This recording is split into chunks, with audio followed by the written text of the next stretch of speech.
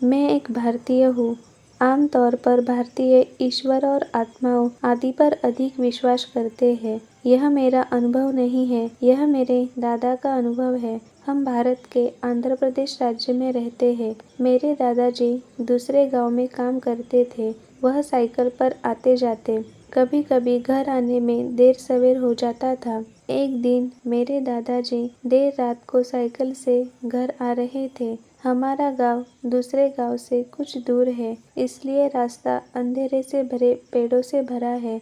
यह डरावना था, लेकिन मेरे दादाजी के लिए यह सामान्य बात थी, क्योंकि वह उस रास्ते से कई बार देर रात गए थे। जाते समय उन्होंने सफेद साड़ी में एक महिला को लिफ्ट मांगते देखा, लेकिन मेरे दादा नहीं रुके। जब वह कुछ दूर गए तो उन्होंने उसे फिर से देखा, लेकिन इस बार उसने मेरे दादाजी को कांटों में धकेल दिया। मेरे दादा उठे और पूरे खून और चोटों के साथ घर चले गए। मेरी दादी ने मेरे दादा से पूछा कि क्या हुआ। उन्होंने उन्हें सब कुछ समझाया। मेरी दादी बहुत डर गई। वह काफी हिम्मती थी, लेकिन वह क्यों डर गई मुझे पता नहीं था। उसके बाद 2 महीने तक मेरे दादाजी बिस्तर से नहीं उठे, तो मेरी दादी ने किसी को बुलाया जो पूजा करते थे। वह आदमी मेरे दादा को कहीं ले गया और उसने कुछ पूजा करवाई।